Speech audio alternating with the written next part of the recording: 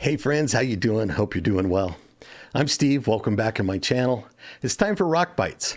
This is where I scour the web for current rock news, whittle the stories down to bite-sized, easily digestible tidbits just for you. Today's November 3rd, 2023, and Ace Frehley has shared some info on his upcoming solo album currently scheduled for release February 2024. Originally, it was called Walking on the Moon, but he changed the name to 10,000 Volts after he recorded the song of the same name. Ace is very excited about this album, and he feels it's the best work he's ever done. He wrote most of the songs with his good friend Steve Brown. Now, if you don't know who he is, he's the former guitarist for the band Trixter, and he now plays with a band called Rubik's Cube. Anton Fig, the original drummer for the house band for the David Letterman Show, he also played on most of Ace's solo material. He's returned for the album as well.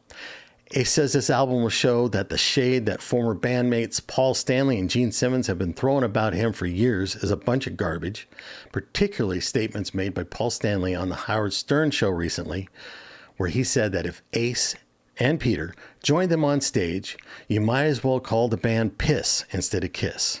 Now, Ace says when the album drops, it'll make Paul, quote, look like an imbecile.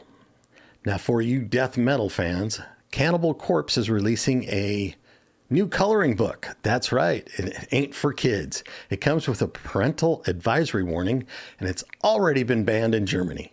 The band has long been known for the violent imagery on their albums, and this coloring book is a compilation where they encourage their fans to color them in any way they please. Now, up until 2006, the band was legally forbidden from selling their first 3 albums or performing any songs on these records live in Germany because of the imagery and the lyrics. John 5 is currently on tour with Motley Crue as they finish up their dates with Def Leppard in Japan and Australia. He says he'd like to see the next tour be Motley Crue and Guns N' Roses. He and Nikki Sixx think the two bands joining forces would just tear up the world. Now, I think that would be pretty interesting to see, as there's no news on how Vince Neil and Axl Rose feel about each other since their feud some 30 years ago. Here's some big news for you. The Beatles have released some new music. Yep, that's right. Their final song was just released, which has contributions from every member of the band. The song is called Now and Then, and it includes an intro written by John Lennon in 1978. The song was just an unfinished demo, and it was recorded on an old cassette player. It was really unusable for any type of release. Using new AI technology, they were able to extract John's vocals from it, and they've used it on the song. George Harrison passed away in 2001, but in 1995, he, along with Paul McCartney and Ringo Starr, got together and they attempted to record this song, but it didn't go anywhere. George felt the track was effing rubbish, to use his words. Now, even though he didn't like it, he had recorded the guitar parts and they saved him. And now they are part of this song. His widow believes he'd be very happy with the finished product. Paul and Ringo, they completed the missing lyrics and missing parts of the song.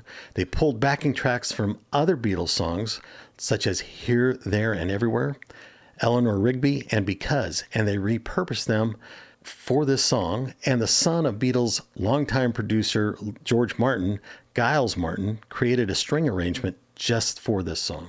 The song's pretty cool. I think it brings back the magic of the Beatles, and it's pretty reminiscent of what they did back then. So you can catch it on Spotify. Check it out. Let me know what you think of it. And finally, Tom Lee Hendrickson, one of the guitarists for Alice Cooper Band and the Hollywood Vampires, has a new project called Crossbone Scully, and they've got an album due out in 2024. The songs are written in an AC/DC style, which he says everyone thinks is really simple, but they're actually much more complex just because they're simple. He says, and I quote, "It takes a genius to simplify and an idiot to complicate." Famed producer Mutt Lange heard the music and came out of retirement just to be the executive producer on this album, which Tommy says made his life complete. You can check out the first song he wrote for the album, The Boom Went Boom, on Spotify or YouTube. Check it out. Let me know what you think. Well, that's your news for today. If you like this type of content, give it a thumbs up if you would. And if you'd like to see more things like this, consider subscribing. Until next time, remember, no matter what they say, rock's not dead. Take care.